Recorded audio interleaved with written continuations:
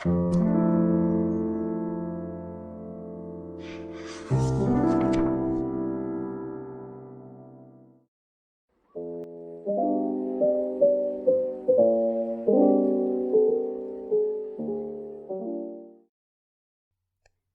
2: The Rebirth of the Traditional Classics Club.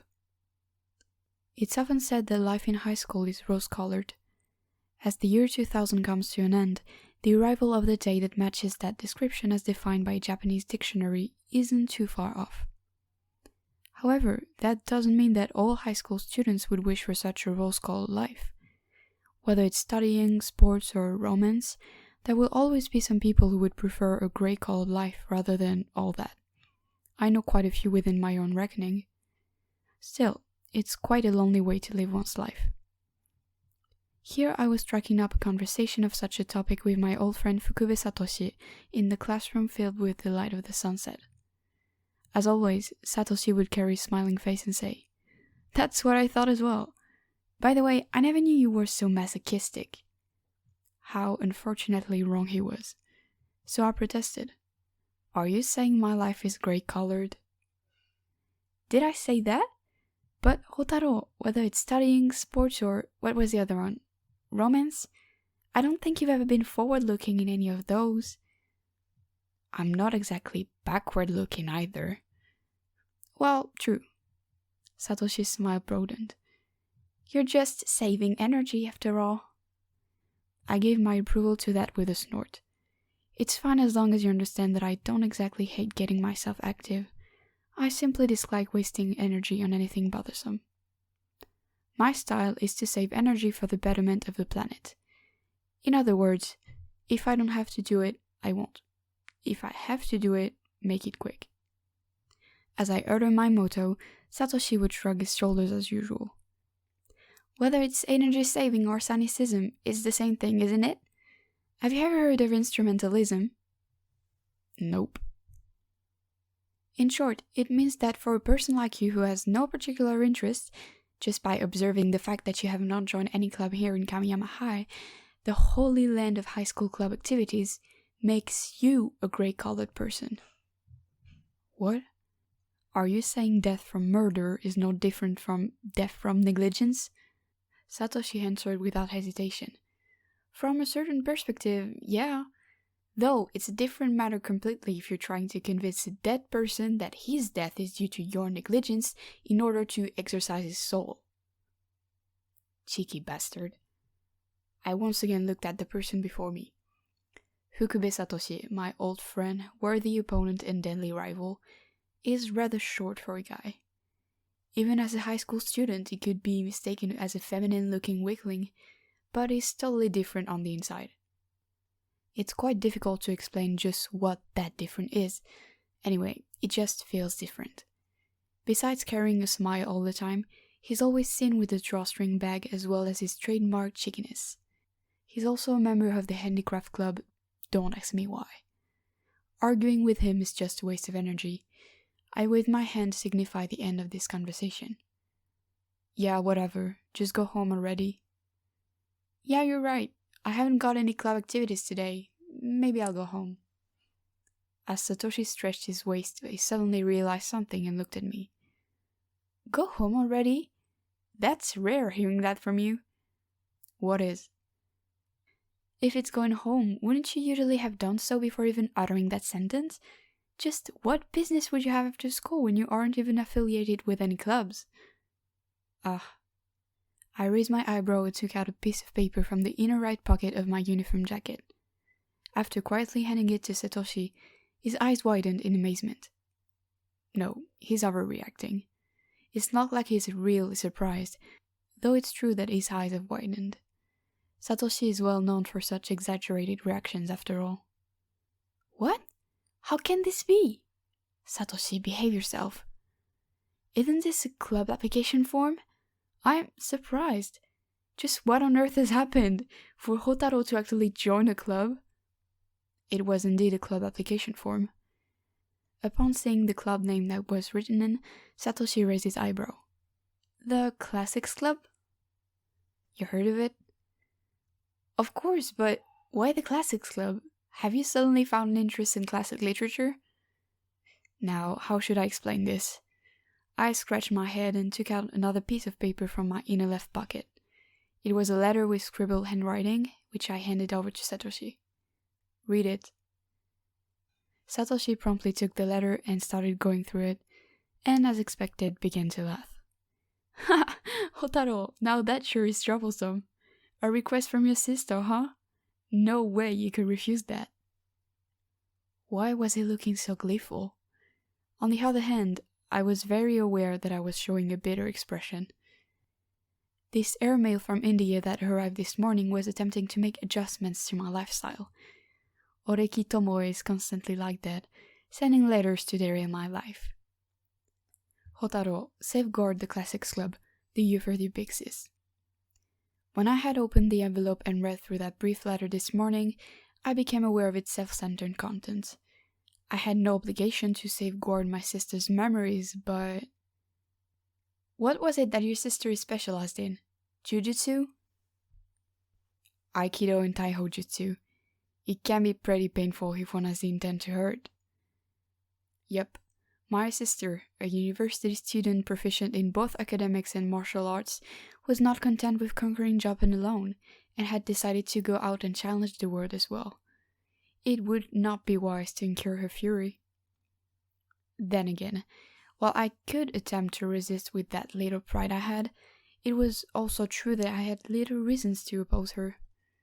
Indeed, my sister has hit the bullseye by pointing out that I don't have anything better to do anyway.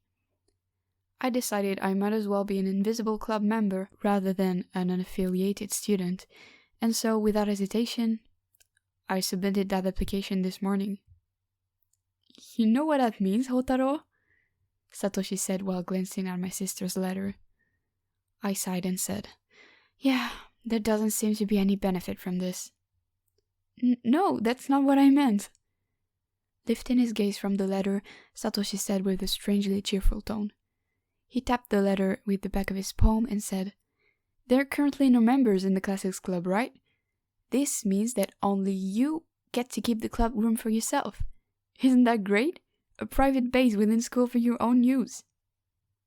A private base? That's an interesting way to look at this. Don't you like that? Such strange reasoning. Satoshi was basically saying I could have my own secret base in school. I could never come up with such an idea. A private space, huh?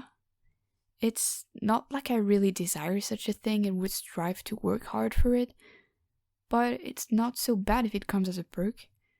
I took back the letter from Satoshi and replied, Guess it's not so bad. I might go have a look. Good. Opportunities are there for you to try out. Opportunities there to try it, huh? Well, it's not like it doesn't suit my personality at all, so I smiled bitterly and picked up my shoulder bag. I was still faithful to my own motto. From the open window, the shouts of the athletics club could be heard. Fight! Fight! Fight! I wouldn't want to get myself involved in such wasteful energy consumption. Don't get me wrong, I'm not saying that saving energy is the superior option, so I'm not dismissing those active people as fools at all. I headed towards the Classics Club room while hearing them continue with the chants. I walked along the tiled corridor and up towards the 3rd floor. Upon meeting the janitor, who was carrying a large ladder, I asked him where the Classics Club room was, and was directed to the geology lecture room on the 4th floor of the Special Purposes block. This school, Kamiyama High School, was neither copious in its number of students nor large in its campus area. The total number of students was somewhere around 1,000. While the school provides curricula for university entrance exams like most high schools, it wasn't particularly noted for its academics. In other words, it's a normal high school. On the other hand, the school had an extraordinarily large number of clubs, such as the Water Paint Club or the A Cappella Club, as well as the Classics Club. Hence, it was quite well known for having a lively annual cultural festival. Within the campus grounds there are 3 large buildings: the general block, which houses the regular classrooms, the special purposes block with its special purposes classrooms, and the gymnasium. That's quite normal, really. There's also the martial arts dojo and the sports equipment storage room. The fourth floor of the special purposes block, where the classics club room is located, is relatively remote. While cursing at such a waste of energy, I walked across the connecting corridor and up the stairs towards the fourth floor, where I quickly found the geology room. Without hesitation, I proceeded to slide the door open, but found that it was locked. This was to be expected, as most special purposes rooms are normally locked. I took out the key which I borrowed beforehand in order to save energy and unlocked the door. After turning the lock, I slid the door open. Inside the empty geology room, the sunset could be seen from its westward-facing window. Did I say empty? Nope. Turns out it was not what I had expected. Within the sunset-drenched geology room, which is the classics club room, there was already someone inside. A student was standing beside the window looking towards me. It was a girl. While graceful and neat weren't exactly the first words that came to my mind upon seeing her, there were no other words that I could think of to describe her properly. Her long black hair flowed past her shoulders, and her sailor uniform suited her very well. She was tall for a girl, probably taller than Satoshi. While it was clear she was a high school girl, her thin lips and forlorn figure reinforced this old-fashioned image of what a schoolgirl would look like within my mind. In contrast, her pupils were big, and rather than graceful, they looked energetic. It was a girl I didn't recognize. Yet, upon seeing me, she smiled and said, "Hello, you must be Oreki-san of the Classics Club, right?" "Who are you?" I asked candidly. Though I was never good at interacting with people, I didn't intend to treat someone I just met for the first time coldly. While I didn't know who she was, for some reason she seemed to know who I am. "Don't you remember me? My name is Chitanda. Chitanda-eru." Chitanda-eru. Even though she's given her name, I still haven't got a clue. By the way, Chitanda is quite a rare surname, and so is her first name, Eru. It was not possible for me to forget such a name. I looked once again at the girl called Chitanda. After making sure that I don't know her, I replied, "I'm sorry, I don't think I remember who you are." While maintaining her smile, she tilted her head, apparently confused. "You're Oreki-san, right? Oreki Hotaro of Class 1B? I nodded. "I'm from Class 1A. "So, do you remember now?" was what she seemed to be hinting at. Was my memory really that bad? Hang on. I'm from Class B and she's from Class A. Was there any chance of us having met before? Even within the same grade, it was not possible for students from different classes to interact with each other at all. The only chance they get to do so was via club activities or friends. I had no such links with both. Then it must have involved the entire student body, but the only event I could think of was the school's opening ceremony at the start of the semester. Besides, I don't think I was ever introduced to anyone from outside my class then. No, wait. I remember. That's it. There were chances for us to interact with other classes during lessons. If it involves the use of special equipment, then it's more feasible to teach more than one class at the same time. That must mean during PE or arts-related subjects. During middle school, there would also be vocational classes, but as this high school is a mainly academic school, that's out of the equation.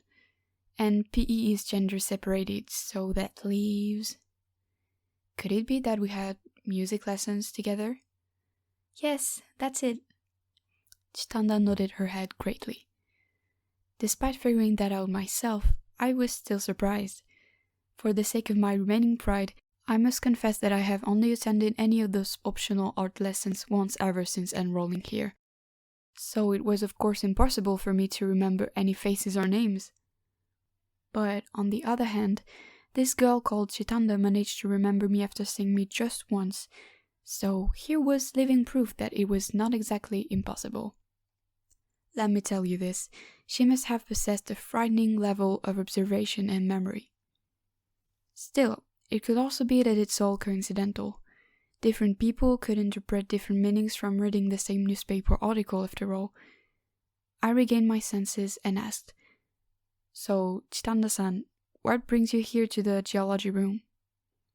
She quickly replied, "I've joined the classics club, so I thought I should come to greet you." Join the classics club. In other words, a member. At that moment, I had wanted her to guess how I was feeling. If she's joining the club, it would mean the end of my private space, as well as having to fulfill my obligation to my sister. I had no reason to join the classics club. I sighed within my heart. It was a futile effort.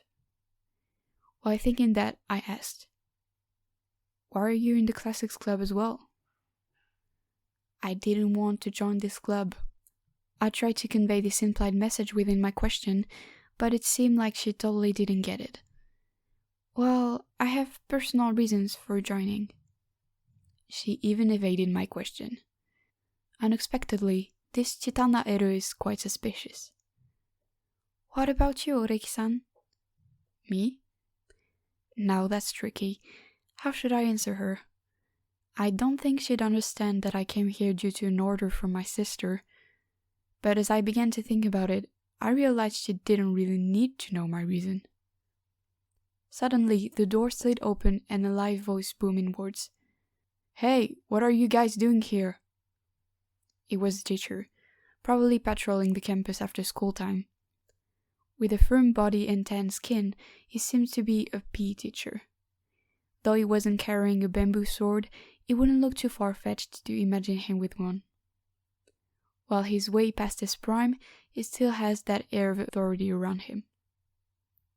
Chitanda shrugged back for a bit upon getting yelled at so suddenly, but soon reverted to her calming smile.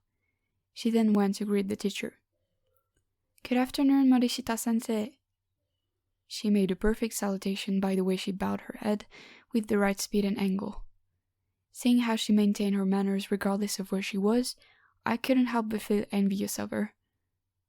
The teacher called Morishita was briefly stunned into silence by her courtesy, but soon went back to talking loudly again. "I saw the door unlocked, so I came over to see what was going on. What are you doing entering the classroom without permission? What's your name in class?" "Ugh, without permission, huh? I'm Oreki Hotaro of Class 1B. By the way, sensei, this is the Classics Club room, and I'm afraid you've interrupted our club activities."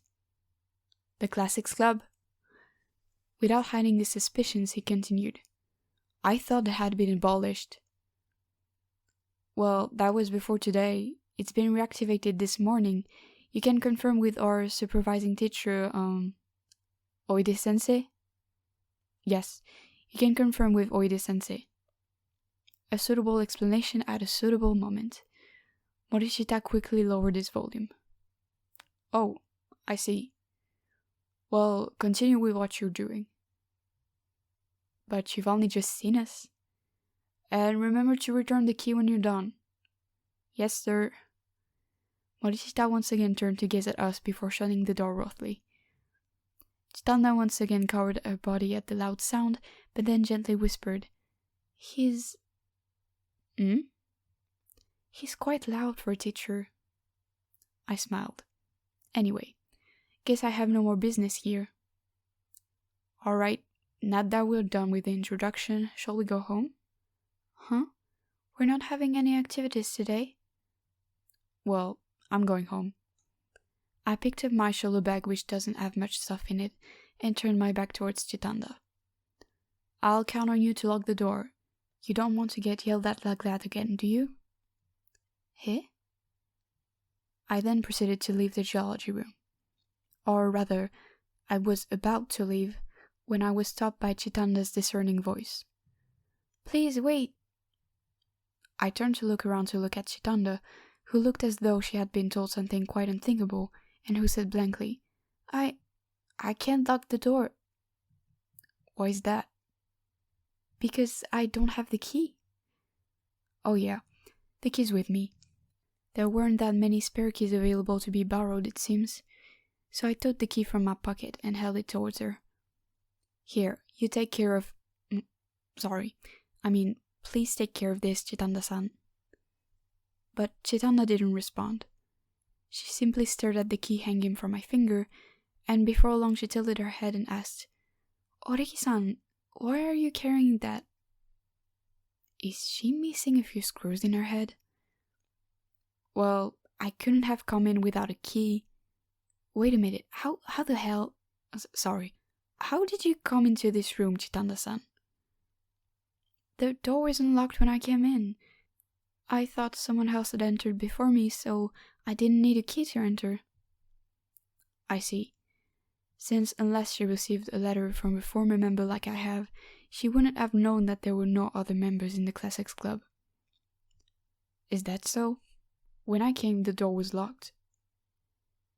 Turns out it was a mistake for me to utter that so nonchalantly, as the expression in Chitanda's eyes changed instantly and her gaze became sharp. Was it me, or have her pupils gotten larger? Indifferent to my startled expression, she slowly asked me, "When you said the door was locked, do you mean that door which you came through?" While feeling confused at such a change in expression for such a graceful girl, I nodded. Whether consciously or unconsciously, Chitanda took one step towards me. "So, this means that I was locked inside, right?" The clear batting sounds made by the baseball team could be heard from the outside. While I have no more business with this room, Chitanda seemed to want to talk for a bit longer. I sighed and relented, and placed my shoulder back down a table nearby. Locked inside was what Chitanda had said. Is that so? I thought for a bit. The key was with me, while Chitanda was inside the room. I have no memory of ever locking the door. Then the answer was simple. Wasn't it you who locked the door from the inside? Yet Chitanda shook her head and denied that unequivocally. I never did that. Well, because with me, who else could have locked the door besides you? Well, there are times when people forget whether they've locked the door or not. Yet Chitanda doesn't seem to be paying attention to my explanation and suddenly pointed right behind me. By the way, is that your friend over there? I turned around and found the silhouette of a black uniform collar from behind the gap of the slightly ajar door. His gaze quickly met with mine. I remember seeing those brown eyes that look as though they're smiling, so I raised my voice and called out, "Satoshi, that's some sick hobby you've got, eavesdropping on other people's conversations." The door was opened, and as expected, the person that entered was Fukube Satoshi. Totally feeling unashamed, he said brazenly, "Well, sorry, I wasn't intending to eavesdrop." You may not be intending to, but you ended up doing so anyway. Maybe so, but I just couldn't barge in when I saw the usually inactive Hotaro spending quality time alone with a girl in a special classroom during sunset. I don't want to end up being kicked out. What's he talking about? I thought you went home already.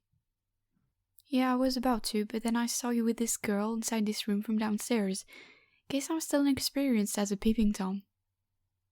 I ignored Satoshi's comment about seeing us from the outside, as that's his usual way of joking. Yet for people who are not used to such light-hearted jokes, they might end up taking him seriously.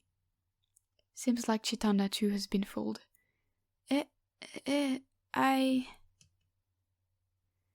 Her calm expression from a while ago had disappeared, being replaced with a flustered look. She seems to be the type that wears her expressions on her face, as she appears to be saying, "Look, I'm feeling flustered right now," with a nervous look. While it was fun to see her like that, I wasn't going to let it go on any longer. Fortunately, in order to expose Satoshi's joke, all you needed to do was ask him, "Are you serious?" Of course not. Phew. Chitanda breathed a sigh of relief. Such was Satoshi's motto. Jokes are to be made on the spot, so too are misunderstandings to be dispelled right away. Horiki-san, who might this be? After recovering from Satoshi's joke, Chitanda asked a bit warily. Guess I should introduce Satoshi to her, or we won't get anywhere. I said briefly, "Oh, him? That's Fukube Satoshi, a pseudo-human." Pseudo? A most suitable introduction, which Satoshi seems to have taken in good humor as well. "Ah, great introduction, Hotaro. Pleased to meet you. And you are?" "Chitanda. Chitanda Eru." Upon hearing the name of Chitanda, Satoshi gave an unexpected reaction. For once, he actually went speechless. For someone so talkative like Satoshi, it was rare to see him like that. Chitanda-san? That Chitanda? I don't know which Chitanda you may be referring to, but I believe I'm the only one with that name in this school. Then it must be that. I'm surprised. Satoshi's surprise was genuine, and if he was surprised, then I should be too.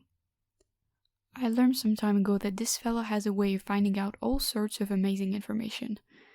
Yet, what was it that made him so surprised? I couldn't even guess. "Hey, Satoshi, what is it this time?" "What is it, you say? I know you're not that well informed, but are you telling me that you've never even heard of the Chitanda clan?" This time, Satoshi shook his head and sighed in an exaggerated way. Of course, this was one of Satoshi's way of joking. Since I know he's extremely well versed in all sorts of useless knowledge, I was not at all ashamed about being ignorant of one of them. "What about Chitanda-san's family?" Nodding satisfactorily, Satoshi began to explain. "While there are quite a few old prestigious clans in Kamiyama town, the most prominent are the 4 exponential clans. The Jumonji clan that runs the Arekusu shrine, the Sarusuberi clan that operates the bookstores, the Chitanda clan with their lodge farmlands, and the Manenbashi clan of the mountain. The first kanji character of their surnames is represented by an exponent of the number 10, hence they're called the exponential clans. The only other clans to be on equal footing with those 4 are the Irisu clan that runs the local hospital, and the Togaito clan with their dominance in the field of education." Dumbfounded, I blinked suspiciously and asked, 4 clans?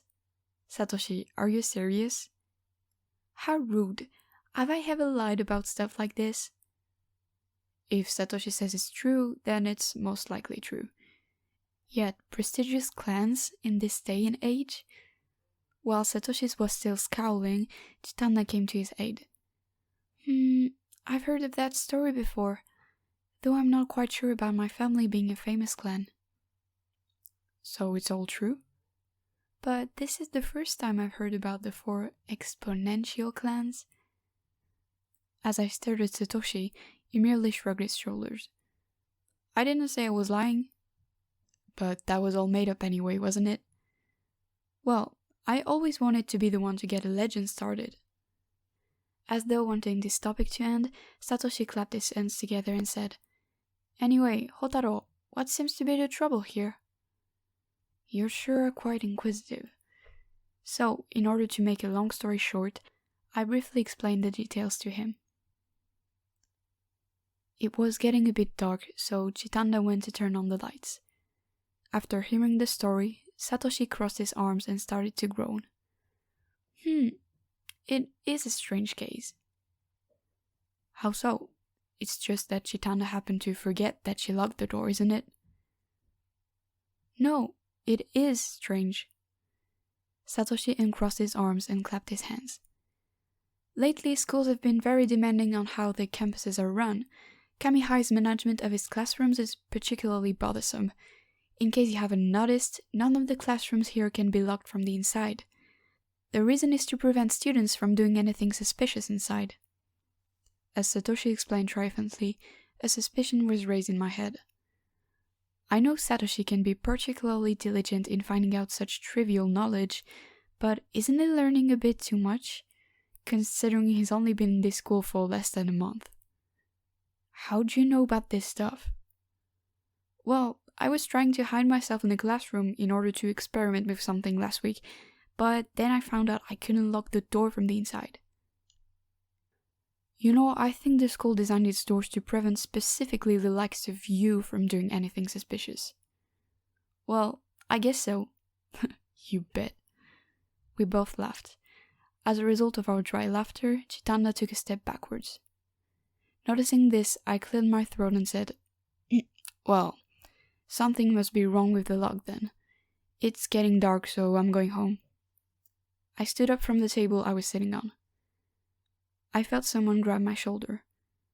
I turned and saw Chitanda, who had somehow approached me from behind without me realizing. "Please wait." "What is it now?" "I'm curious about it." Upon seeing Chitanda's close-up face, I winced. "So?" "Why was I being locked inside? If I wasn't locked in, then how did I manage to come inside in the first place?" Chitanda's gaze had a sort of power that seemed like it wouldn't accept a foolish answer as a response. Feeling overwhelmed by this, I replied meekly, "So, what about it?" "If it was a mistake by someone, then who is it? And how did they end up locking me in by mistake?" "No, I think there's something wrong with the lock. I'm really curious about it," she said as she advanced forward, forcing me to move back. At first I thought Chitanda to be sort of a graceful lady, but that was merely my first impression based on her appearance. I now realized I was looking at her true self, especially her large, energetic-looking eyes, which are in contrast to her overall appearance. Those eyes reflected her true nature. I'm curious about it. That sentence alone had made this exponential clan lady the poster child for curiosity itself. "Why has this happened? Oreki-san and Fukube-san as well. Will you help me think about this?" "Why do I have to?" "Well, it looks interesting." Interrupting me, Satoshi accepted her challenge right away. As expected from Satoshi, but... "Well, I'm going home. Not interested." It goes without explanation. For me, it's a waste of energy. And if I don't have to do it, I'm out of it. Yet Satoshi, who ought to know my modus operandi very well, said, "Oh, come on, Hotaro, help us out. I'd do it if I could, but I can't come to any conclusions just based on my own database alone." "This is stupid, As I was about to continue, Satoshi glanced sideways. Following his glance, I saw Chitanda. Ugh. With her mouth tightly shut and her fists clutching her skirt, she glared upwards at me. I subconsciously took another step backwards away from her. If it's just comparing the intensity of personalities, she wouldn't lose to my sister. It was a warning from Satoshi. "I think you're better off going along with her whims." Glancing alternately between Chitanda and Satoshi, I nodded softly towards Satoshi and honestly took his advice. Otherwise, we might incur misfortune upon ourselves. "Yeah, I guess it is interesting. I'll think about it." I had no choice but to say that in a deadpan tone. Yet that response was enough to get Chitanda to relax her glance. "Horiki-san, have you thought of a solution already?" "Hold it right there. Hotaro is the type that likes to think before he moves, yet once he's put his thoughts together, he's capable of getting things done." "Stop being so talkative." Though moving before thinking is never good, and so I began to think. When Chitanda entered this room, the lock was opened. Yet, when I arrived, it was clearly locked. If Satoshi is to be believed, then there's no way Chitanda could have locked the door from the inside. However, rather than such an arbitrary reason, it could be that it was the result of an unconscious action. For example, the door was in a semi-locked state when Chitanda entered the room, and the spring within the lock must have somehow been triggered after she was inside and locked her as a result. After explaining this theory, Chitanda tilted her head while reserving her judgment, though Satoshi instantly raised his voice. "That would be impossible. There is no way the locks in Kami-High could have gone into a semi-locked condition based on its design. The key would not have come out in such a state." "No room for middle ground, huh?" "If that's the case, then that leaves the door being locked knowingly by someone." So I asked, "Do you remember what time you entered this room?" Chitanda thought for a while and said, "Right before you, about 3 minutes, I think." 3 minutes, that's too short. There wouldn't be time as the geology room is the most remote place in Kamihai. Now, this is getting tricky. As I was starting to think all over again, Chitanda suddenly shouted, "Ah!" "What is it, Chitanda-san?" "I know. Think about it. Who else has the key?" "Huh? Who?" Chitanda had a joyful look in her smile. For some reason, I had a bad feeling about this. As expected, our lady here turned towards me and said, "Horiki-san, of course. He has the key." Just as predicted. Rather than concluding that it was a good deduction, she realized something and said, "Ah, but is this even possible? Isn't Horiki-san a trustworthy person?" Are you supposed to say such things in front of the person concerned? While I was speechless, Satoshi laughed and said, "Well, I don't know about Hotaro being trustworthy or not, but I don't think he's the sort of person that would have fun by locking you inside. He's got nothing to gain from it after all." Spot on there. You know me well. I wouldn't do anything that doesn't benefit me. This means it wasn't me that locked the door. Then, who was it? I don't get this, so I proceeded to scratch my head. I don't even have a clue. For some reason, I felt guilty as I asked, "This is no good. You got any clues?" "Clue? What do you mean by that?" What a straight counter question. A clue is a clue. Satoshi helped elaborate on my oversimplified explanation. "Something that's different from the norm. Did you notice anything that feels different or strange, Chitanda-san?" Now that you mention. Is there something different? While I wasn't exactly expecting much, Chitanda was looking around the geology room before turning her gaze downward and said gently, "A while ago, I heard some sounds coming from beneath my feet." Sounds? So, someone did lock the door? I had no idea. No, what if that's the case? I see. I've somehow come to an understanding. Satoshi noticed my expression and said, "Hotaro, you seem to have realized something." I silently picked up my shoulder bag. Where are you going, Horiki-san?" "We're going to witness the reenactment of the scene of crime. If we're lucky, we might get to see it."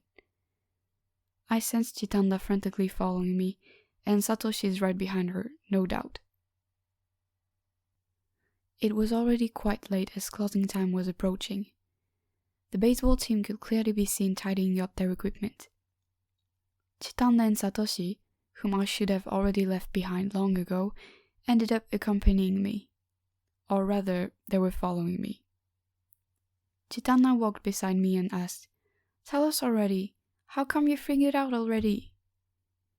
Satoshi too asked from behind, "She's right, you know. We're not supposed to have secrets between us." Stop saying something so gross. Without turning my head, I said, "It's not exactly a secret. It's just that it's so simple that it doesn't require much explanation." "It may be simple for you, Horiki-san, but I still can't understand," Chitanda pouted. While it's bothersome to explain, evading her question is also a waste of energy. I straightened my shoulder bag and wondered where I should start. "Alright, how about if I say that you were locked inside by someone using a master key?" As I said something that was a matter of fact to me, Chitanda's voice was raised in surprise. Looks like we'll have to start the explanations here. "Eh? How is that so?" The geology room is located far off in the campus. If someone were to lock you inside using the regular key, he would need to return it to the staff room before I could have borrowed it. 3 minutes would be too short for anyone to attempt to do that. "I see. So it must be another key, and since there's only one regular key, that will leave the master key, right?" "Exactly. And naturally, it's to be expected that the master key couldn't normally be used by students. Furthermore, there is another piece of decisive information. Chitanda-san, you said you heard something coming from the floor below you, right?" "Yes." "If the sound comes from the floor of the 4th floor, what would you normally have thought of first?" Satoshi, who looked quite relaxed, answered, The sound comes from the ceiling of the 3rd floor? Right, and that's our master key user. The only person who would work on fixing stuff on the classroom ceilings after lesson time would be... I'm amazed you managed to figure out that it's the janitor, Chitanda said while nodding eagerly. The person that we saw on the 3rd floor was the janitor, who was carrying a large ladder. As he emerged from a classroom, he placed the ladder on the floor and took out a key from his pocket. And right before our eyes, he began to lock the doors of the 3rd floor classrooms one by one. In other words, he first unlocked all the classroom doors, then proceeded to do whatever he was working on inside the classroom. And when he was done, he would then come back to lock them all at once. If someone happens to enter the classrooms when the doors were unlocked, then that unlucky person would have ended up getting locked inside. Much like Chitanda here. As to what the janitor was working on, I had no idea. By going through so many classrooms and carrying a large ladder with him, it could be that he's changing the light bulbs for the classrooms, or perhaps checking on the glow starters or fire alarms, or something like that. At any rate, Chitanda's question has been largely solved, and thus, a case is closed. You see? Told you he'd get things done if he puts his thoughts together. You're right, I'm amazed. I don't see myself as that amazing. After all, it was Satoshi who told me about the key management system, while it was Chitanda that noticed the sound coming from below. I was playing on playing dumb all along. Oh well, they can think whatever they like of me.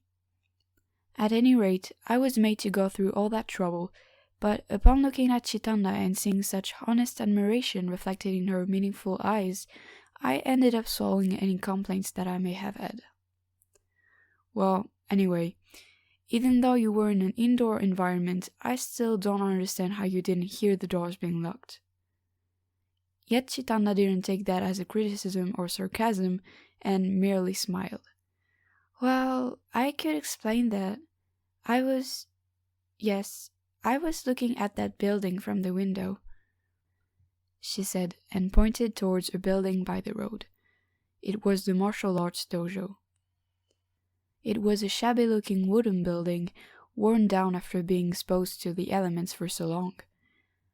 I decided to take a leaf out of Chitanda's book and voiced my honest opinion. Seems like you're really mesmerized by that. No, it's just that I find this building to be quite mysterious. I don't see how this building was mysterious, but Satoshi seemed to have understood something when he muttered, "Well, it does look particularly old." Yes, it is. Is that so? It could be, though for her to have been distracted by such an old building, I had no idea whether she was being elegant or just carefree. Before long, we came upon a red traffic light. Like us, there were other students heading home from school. By the way, we haven't properly greeted each other yet, Chitanda gently said. Greeted? Yes, the Classics Club is going to commence its activities from now on, after all. Let us have fun together. The Classics Club. I've totally forgotten about that. I was supposed to just go take a look at the club room, but it was all for naught as Chitanda had joined the club. But this is all in hindsight now. My application has already been submitted and subsequently filed on record. In this school it was impossible to quit a club after joining it for 1 month. As I lowered my head, Chitanda turned to smile at Satoshi. Are you joining the Classics Club as well, Fukube-san? Satoshi crossed his arms and looked as though he was thinking, but very soon replied, Well, it sounds interesting. Alright, I'm in. It will be a pleasure to get to know you, Fukube-san. Nah, the pleasure's all mine. Pleased to meet you as well, Hotaro. I glanced mockingly at Satoshi, who decided to play dumb. As the traffic light turned green, I started to walk. Sticking my hand in my pocket, I felt the letter inside. It was the letter from my sister. Indeed, ever since this letter from Oreki Tomoe had arrived, I had this feeling that something had been set in motion. You happy now, sis? There are now 3 people within your youth that is the Classics Club. The traditional Classics Club has now been resurrected. This is also probably goodbye to my peaceful energy saving days. As for why... yes, we still haven't decided on a president yet. What should we do? You're right, though Hotaro definitely doesn't seem to be the sort of person to be club president. These folks probably wouldn't put up with my energy-saving ways. If it were just Satoshi alone, I could still handle him somehow, but the main problem is... Our eyes met. Chitanda Eru smiled with her big eyes. The main problem is with this lady here. I just have a vague feeling about this.